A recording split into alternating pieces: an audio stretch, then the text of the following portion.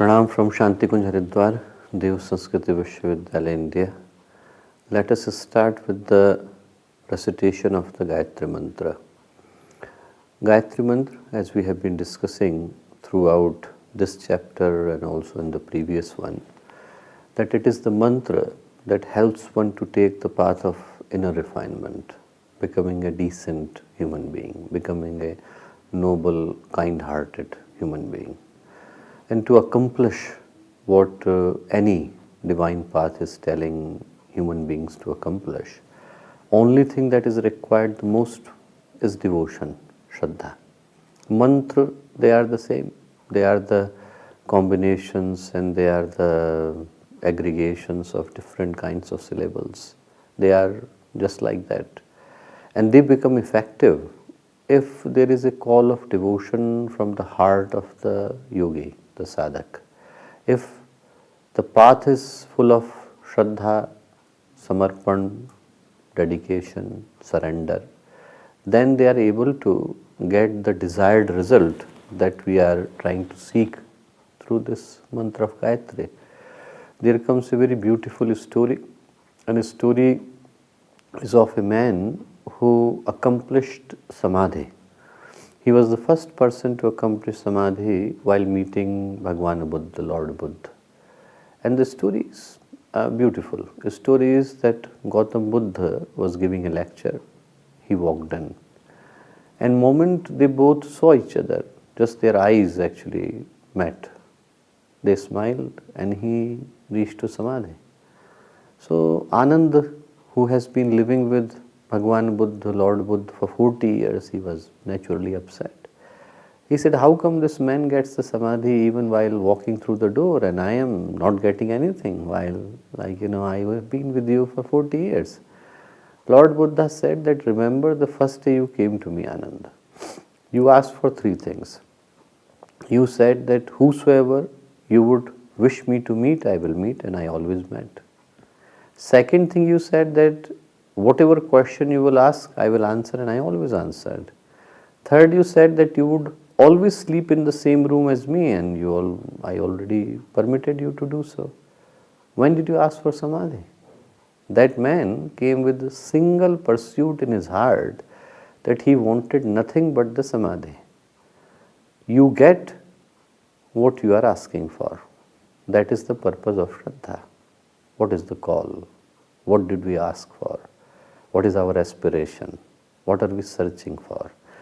We get what we are searching for. If we are searching for worldly pleasures, then that becomes our destination. If we are searching for illumination, enlightenment, liberation, salvation, samadhi, nirvana, kaivalya, moksha, that becomes the path. Just the question should be right. And if our question is right, our quest is right, we get the right result. So we do the Gayatri Mantra, searching for the answers within. Those of you who can chant the Gayatri Mantra, join in chanting with me.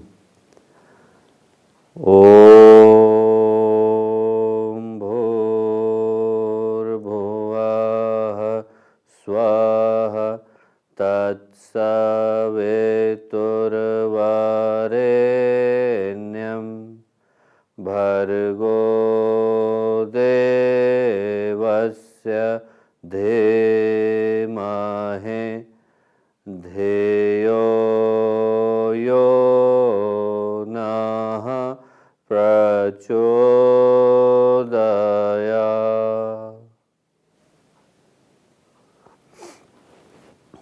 Pranams and welcome to everyone. We started to discuss the second chapter, Sadhana of Patanjali's Yoga Sutra, and have reached to almost the final stage. This chapter started with a question by Vyāsa, and he asked during the commentary that first chapter is dedicated to those people who are advanced seekers. They have reached to Vairagya. They have got no cravings. There is nothing giving birth inside them that would make them run after worldly pleasures. So they need only the practices. And depending upon different individuals, their inner architecture, different paths were provided by Patanjali in the chapter 1. So he asked that what about those people who are medium level seekers, even the beginners? So for them, he writes this chapter where two different strategies are given. The first is the Kriya Yoga, second is the Ashtanga Yoga. Kriya Yoga, Patanjali defines in the verse 1, Tapa Swadhyay Shwar Pranidhanani Kriya Yoga. Basically, it's an action-oriented approach which consists of tapa, swadhyaya and devotion to Ishvara.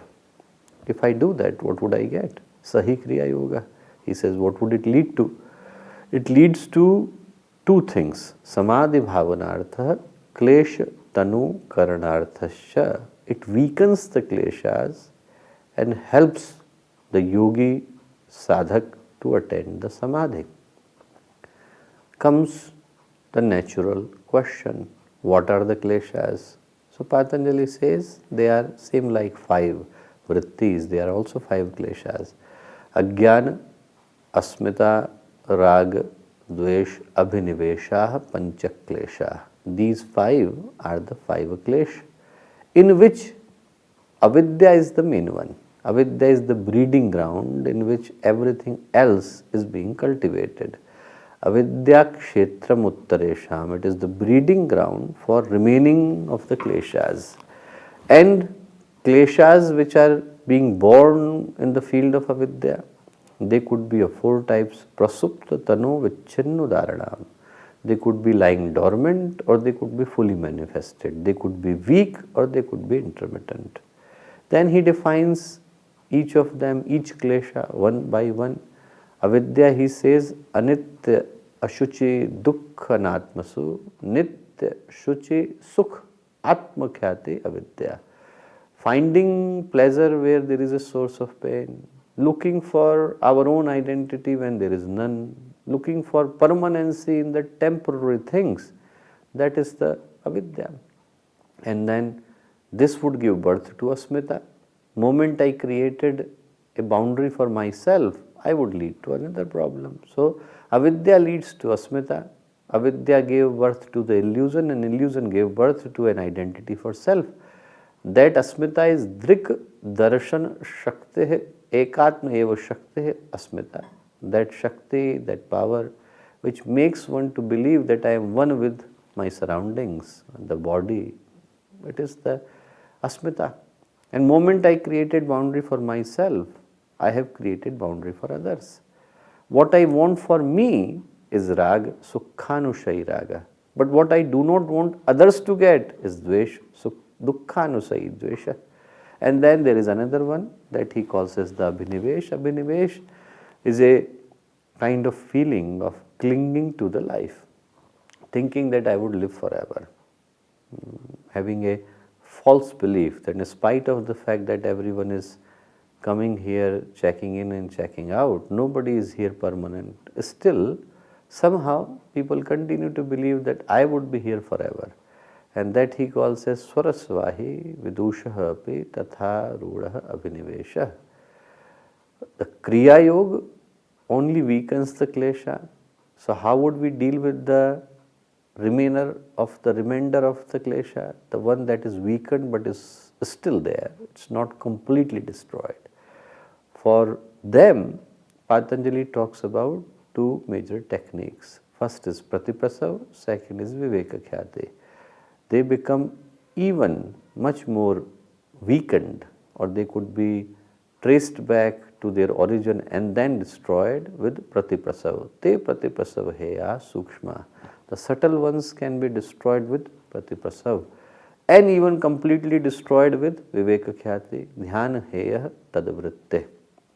Then comes the mechanism that underpins the kleshas leading to karma, karma leading to bondage. So he talks about that klesh mule karmashayoho drishta adrishta janma vedaniya, that in the root of all problems is the klesh leading to karma.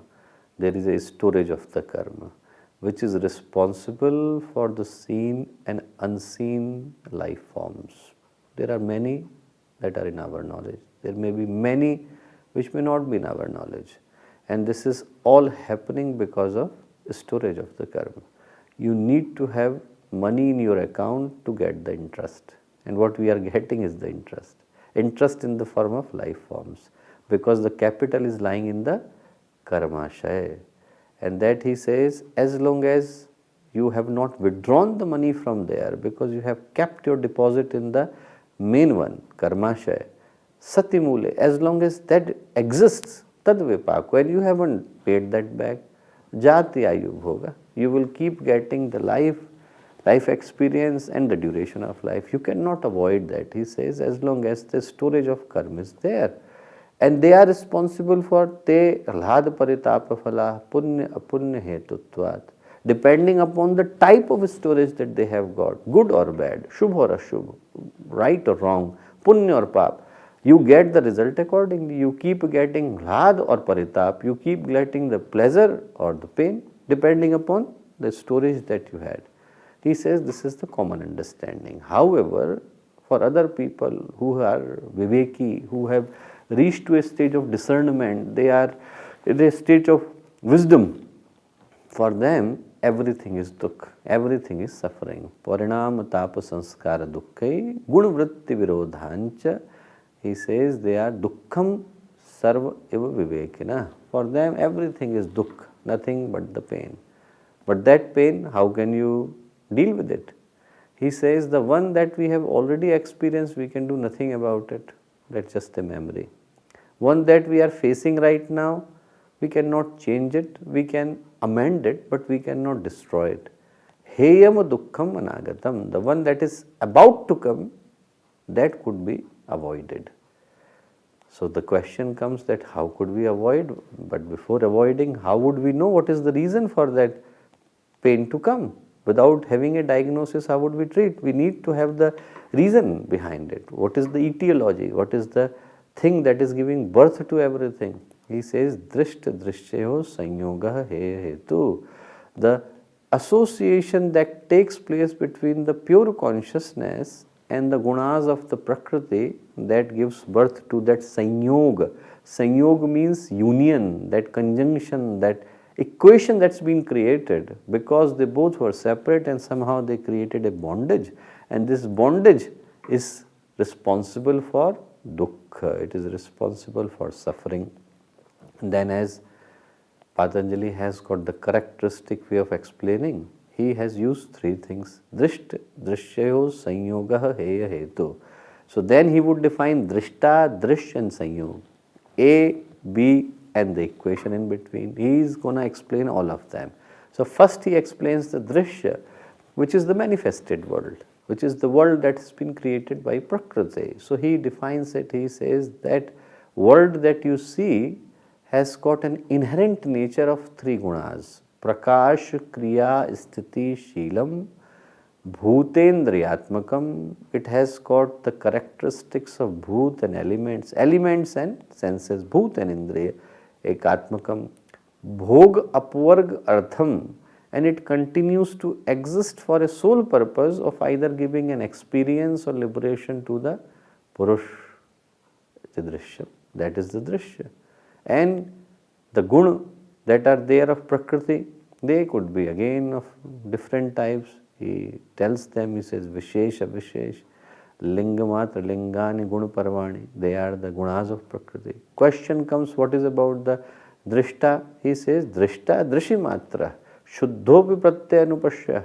That drishta is pure, it is absolutely pure. But drishya, the manifested world, is only creating the images in front of it. Tadarth eva drishyasya atma. This statement is not only spiritual but also very scientific.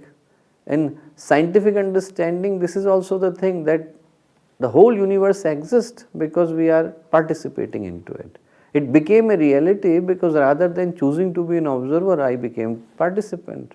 And this is what Patanjali is saying, that the whole purpose of drishya, sansar, this manifested world, the prakriti and gunas of prakriti to continue existing is because of purush.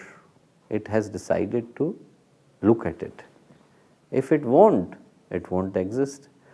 One who decides to stop, he calls him kritarth. He has done his purpose, kritartham. The one who has accomplished its purpose, kritartham pratinashtam apinashtam. For him, drishya ceased to exist, tadanna sadhanatvat, but not for others, because they are still playing the game. It only stops for the one who stops it, who logs himself out from his email account. He has deleted the account, now he doesn't exist anymore. For other, it continues to exist because they are still part of it. He says, so the only purpose for it to exist, swaswa atma shakti swarup upalabdhi hetu sanyoga. It does two things. It makes one to realize the manifested world, but also the inside. And that sanyog is responsible. That sanyog tasya hetuhu avidya. That happens because of avidya. So if I am able to counter avidya, I can counter the sanyog. Tad abhavat, sanyogah abhavat, hanam, then it leads to final freedom. Tad drishya kaivalyam. And that state is the kaivalya. How would you get the han? Viveka khyati aviplavo hanopaya. The upaya, the treatment of getting the hana is viveka khyati. And even at that state, you are not completely free. Tasya saptada pranta bhumi pragya.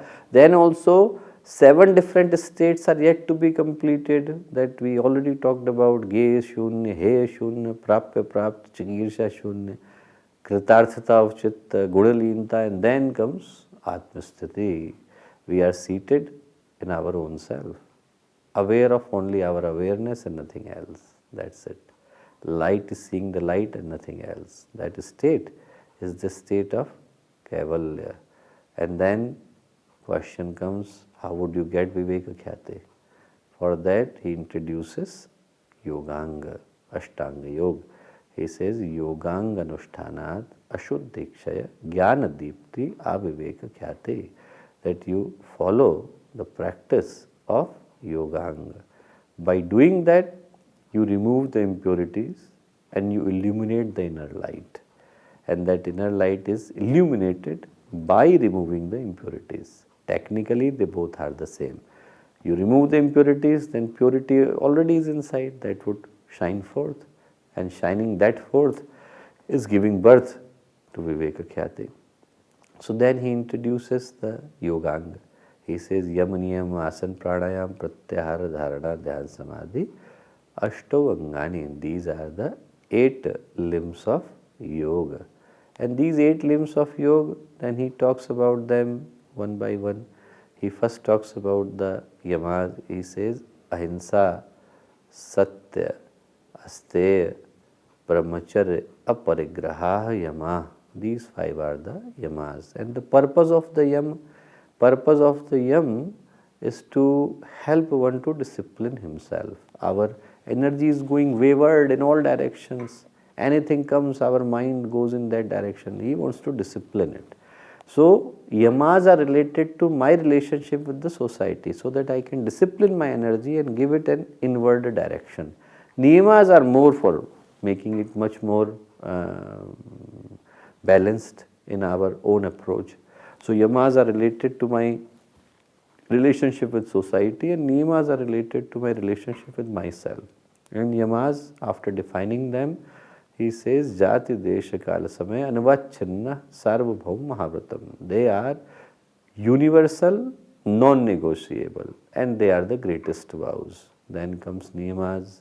Niyamas, he says, shaucha, santosha, tapah, swadhyaya, ishwar pranidhanani niyama. These 5, shaucha, santosha, tap, swadhyaya and ishwar pranidhan, they are niyamas.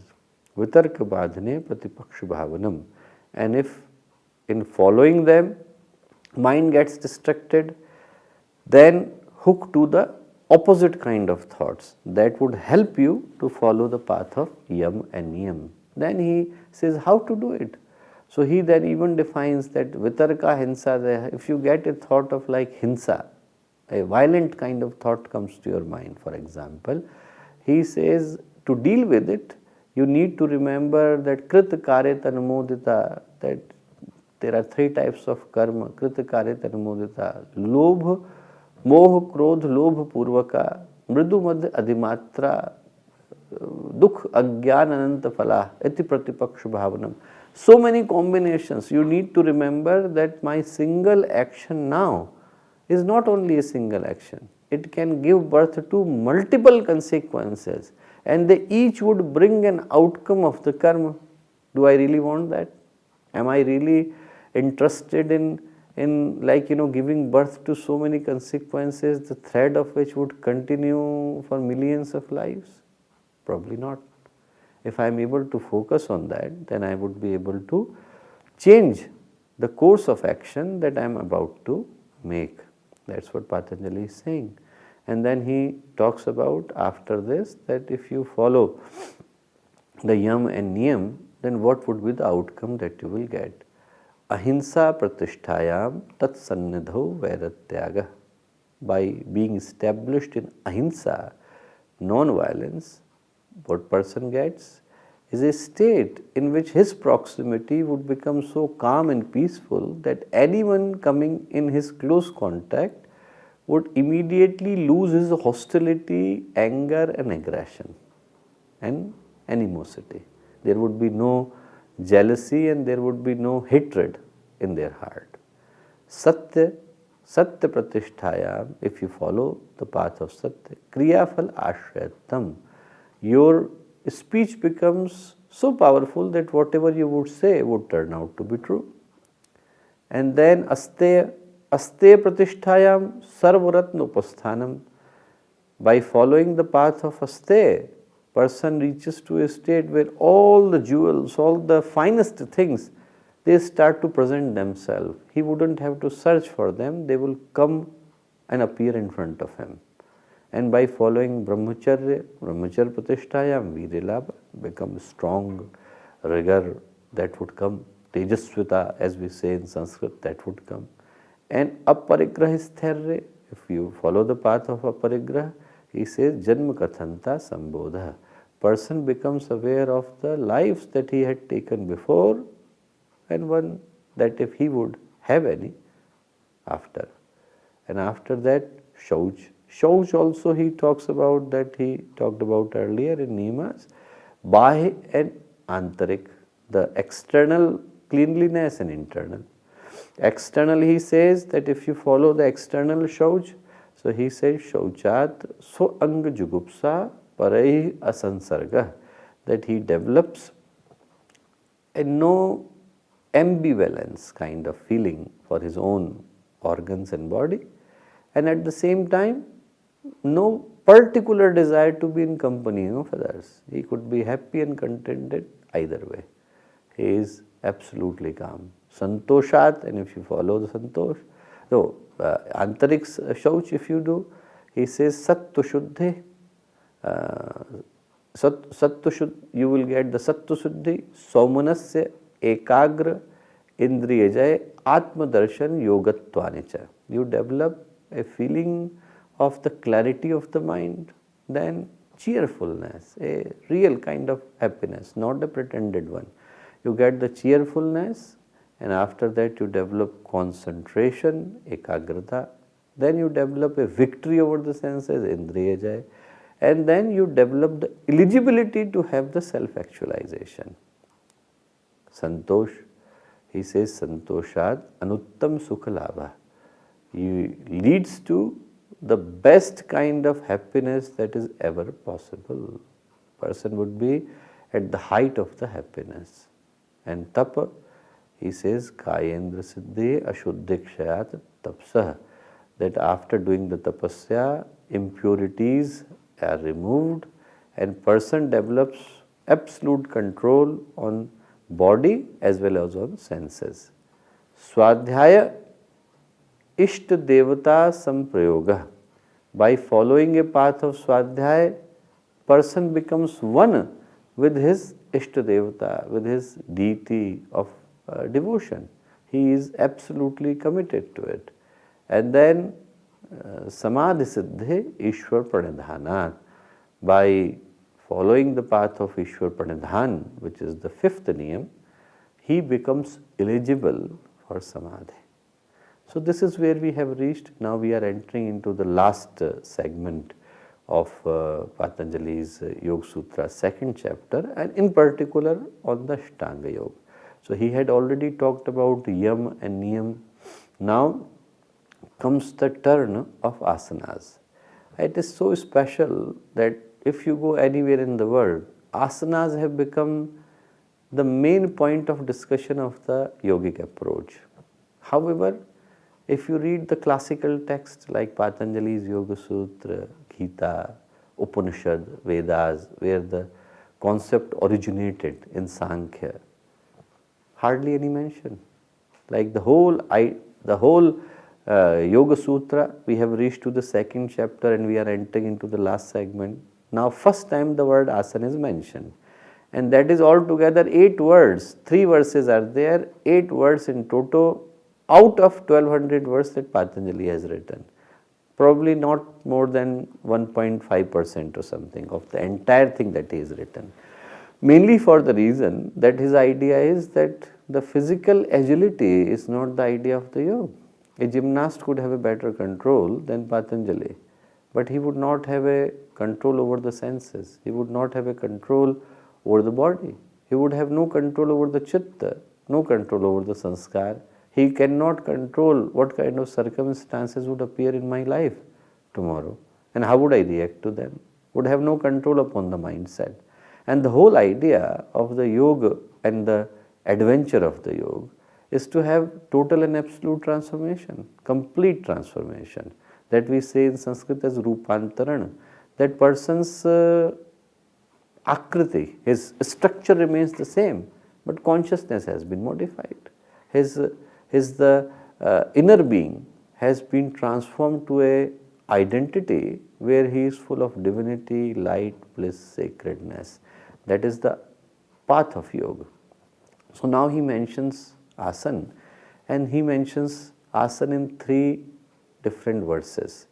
And I will say them one by one, but then understand them together. So he says, Sthir Sukham Asanam.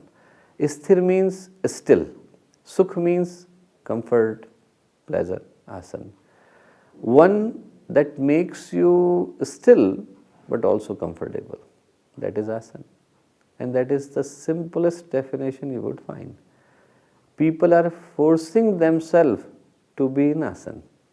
And if you are getting pain out of it, cannot be asana. If I handcuff someone, if I sit on top of someone, then of course he would be still, not comfortable. And becoming still but comfortable, that's the purpose of the asana. Sthir Sukham Asanam. He said the real asana takes place if you are absolutely still. Still means nothing is taking birth in your outside but also inside. No thoughts, no emotions, no impulses, no urges, no conflict, no arguments. There is nothing that is shaking you from inside. People can be silent from outside. If somebody is going to steal at somebody's house, how calm he goes. You can barely hear his footprint and footsteps. It makes no difference. He is going with a very sinister purpose. That doesn't mean that he is yogi. People can walk so quietly.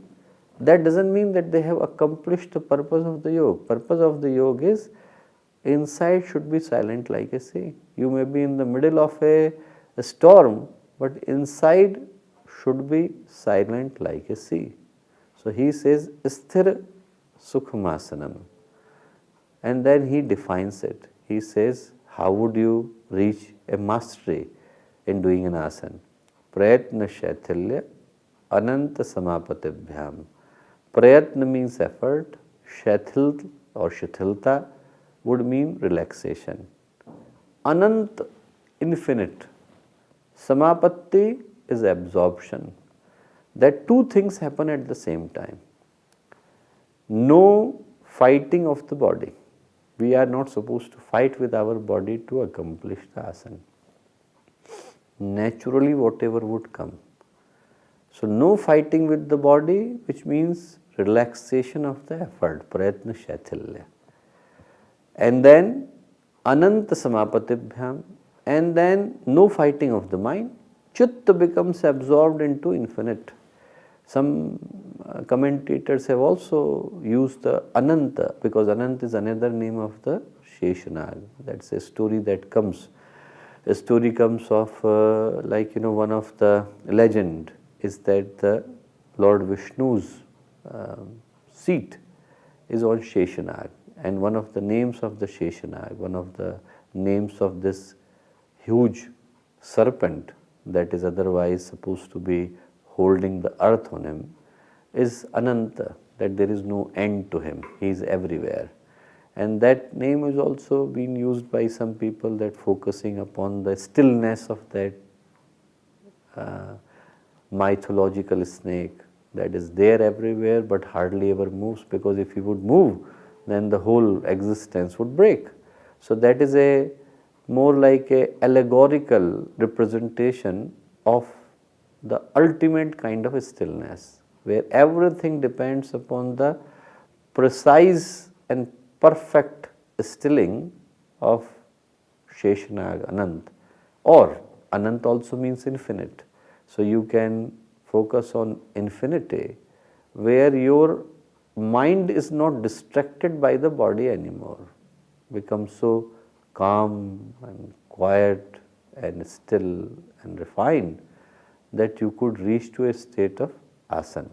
Patanjali says, sthira sukham asanam, that if you are still and comfortable with yourself, then you are in asana. And you develop a mastery over it if you do two things, prayatna shaithilya anant samapatibhyam. Then what happens? Tato dvanda anabhighata. Person develops a state where dvanda, which means conflict, anabhighata, aghat means hurting, anabhi means not hurting, where conflicts cannot hurt him anymore, where he cannot be affected by any kind of conflict, no kind of affliction can affect him, heat or cold, any kind of extremes, anger or compassion, he is not affected by any of them. He has reached to a state that in Sanskrit called as the asana siddhi, that if he is sitting at one place, he would never have to move from there unless there is a will and volition coming from inside. Pujya Gurudev, when he went to do the translation, so many of you may not know, but he is the only person who has translated entire Indian scriptures and made it available for free. Not only Vedas are there, Shrutis, Smritis, Upanishads, Vedang, Upaved, Darshans, they all are there. And not only Gurudev translated all of them, all the Puranas, all the Smritis, but he made it available for free. He said that wisdom cannot be copyrighted, so it gave it for free, that there is no copyright to any of the literature that Gurudev has written. And seems like only a translation task, but it's not like that. The Vedic Sanskrit and contemporary Sanskrit are two different languages. Same like common Greek and Benjamite Greek are two different languages. So in the language the Bible was written was a different one. In the language we access it now is a different one. Same like the language that is used in writing Vedas and Puranas and Upanishads is a different than what we use these days. So you need to be a very perfect person, a scholar who has got the absolute understanding of the language that's been written, then only you can write a commentary upon it. So he did that and he made it available free to everyone, there is no copyright.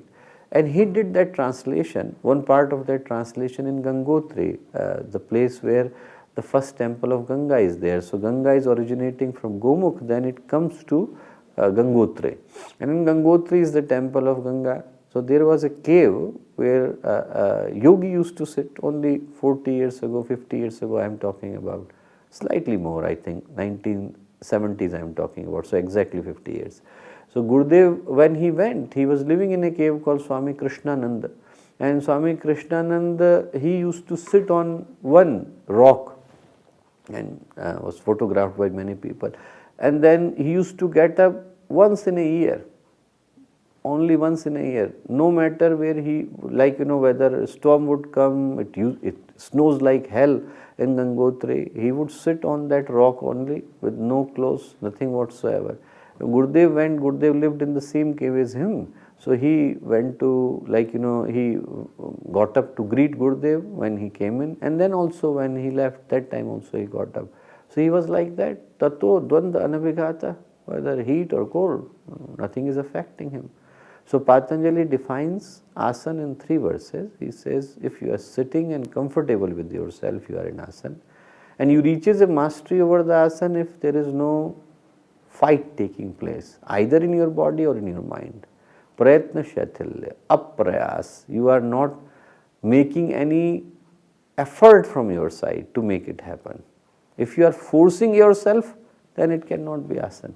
It has to come natural. That's why you see, the 84 asanas given in the Yarand Samhita and Hatha Yoga Pradipika, they are depending upon the 84 lakh yonis that Lord Shiva has selected. And each, when you are doing, whether you are doing Bhujangasana, whether you are doing Shashankasana, you are supposed to follow the energy of the animal that they represent. Bhujangasana, you should become like a snake. You have become a snake.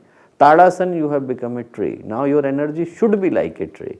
As the tree should be, you should be as still, you should be as compassionate, you should be as caring for other people as a tree should be. That is the idea.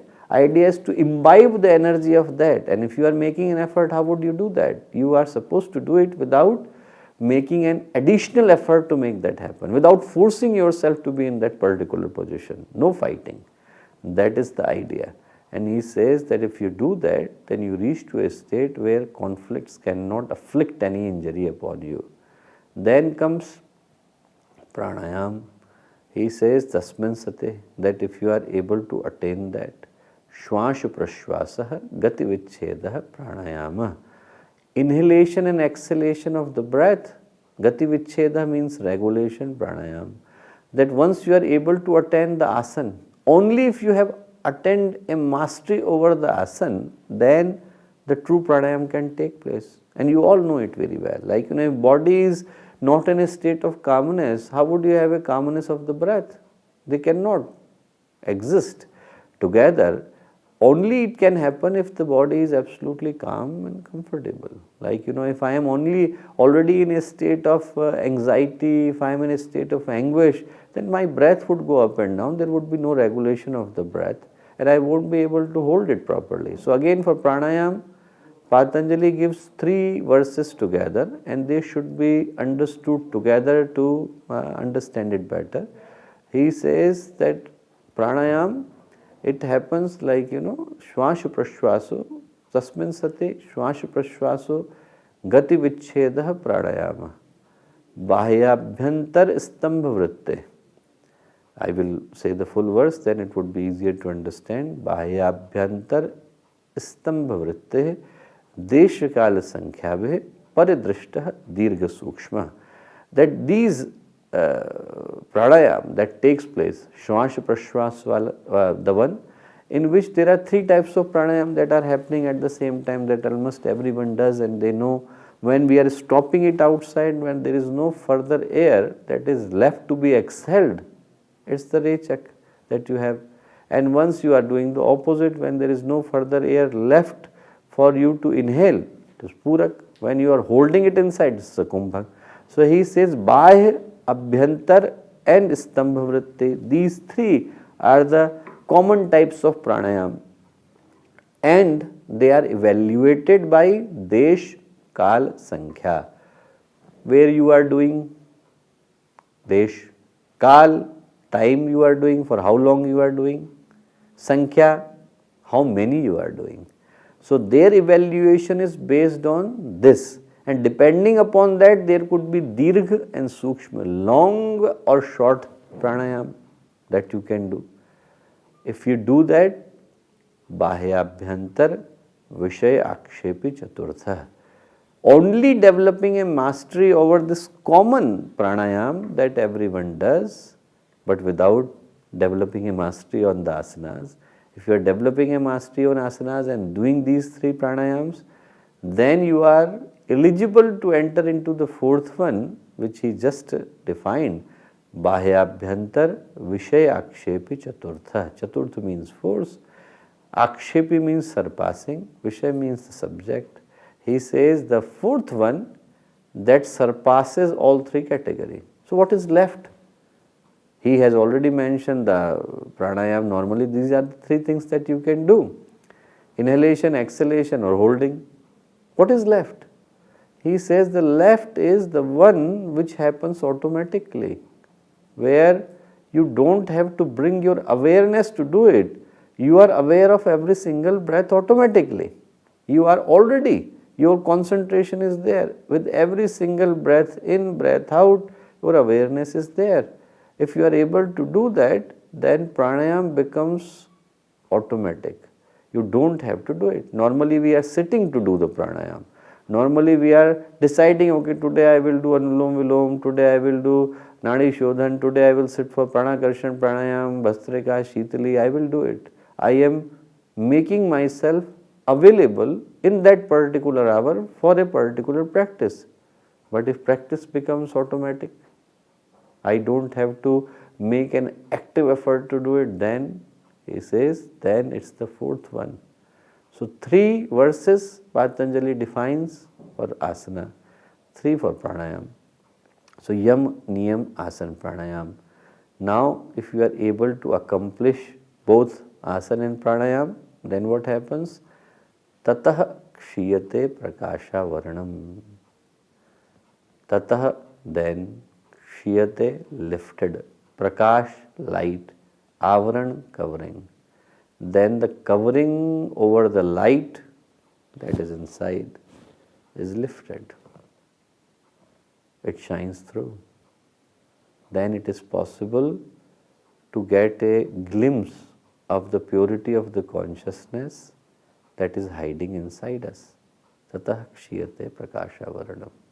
One of the most beautiful way to define it. He says the veil has been lifted. Now you can see the beauty inside. You don't have to worry about anything. It's all there. And he says, dharanasu cha yogyata mansah. Then person develops, the mind develops, the yogyata, the quality to have dharana. Dharana would not come now, but he is giving that now it is eligible to have dharana. Because after pranayama what would come? Pratyahara. And how would he define the pratyahara? He says, Swavishay asamprayoge chit swarupakare iva indriyanam pratyahara. That once our consciousness has withdrawal from the senses. If you see the tortoise is able to bring its limbs back. Same here. Moment it withdraws its concentration from the senses. Eyes are watching, but they are not involved in seeing. There is a difference between hearing and listening. I can hear anything that comes to me, but when I start to pay attention, then I am listening. Same thing happens in this case, that in pratyahara there is a withdrawal of the senses take place. Swa vishay asamprayoge. He detaches himself from the senses. Chitta sarupakar, and he becomes one with the chitta. Iva indriyanam pratyahara. And in this state it is called pratyahara. Then comes the last verse. Tatah paramavash indriyanam. Then tatah param, greatest avashyas, control senses is indriya. Indriya are the senses. So then comes an absolute, permanent, non-negotiable control over the senses. So this is how the second chapter would come to an end. He started talking about the Yoganga, but he purposely ended on the Pratyahara. Because the practices, like, because of one particular trick that you probably would be able to realize. Tatah kshiyate prakasha varnam. Because the veil over the light has been lifted, and that can only happen if karma has been paid back. So because everything was related to the shuddhi of the karma in the sadhan path, he has just ended it here. Many people question that why did he end the chapter in the middle of Ashtanga Yoga? He did it because these 5 are related to our relationship with the external body. The remaining three, dharana, dhyana and samadhi, they are all happening in the inner consciousness, and hence they should be dealt separately, even if they come in the bigger category of the yoganga. So this is where the second chapter ends, sadhan path, and the purpose of the sadhan path was to give the techniques for beginners and the medium level seekers. Three techniques he has introduced. First in the chapter 1, Samadhi Yoga, Abhyasa and Vairagya, which helps in restraining the chittavrittis, chittavritti nirodha. Second is Kriya Yoga, which is there to weaken the klesha, attaining the samadhi. And third is Ashtanga Yoga, which is again to remove the impurities, ashuddhikshaya, jnana deepte, and to give the birth to the inner light. Viveka khyate. Why Viveka khyate? So this is where the chapter 2 sadhan path ends. Thanks for patiently listening. We end by Shanti Path. Om Dyo Shantirantahariksha Shantehe Prithave Shantirapah Shantiroshadhayah Shantehe Shantirvishve Devah Shantirbrahma Shantehe Sarvagvam Shantehe Shantireva Shantehe Sama Shantiredhe. Om Shantehe Shantehe Shantehe Sarvarishta Sushantira Bhavatu. हमारे YouTube channel Shantikunj video Gayatri परिवार को subscribe करें एवं bell icon जरूर दबाएं ताकि गायत्री परिवार की विभिन्न गतिविधियों की जानकारी आपको मिलती रहे।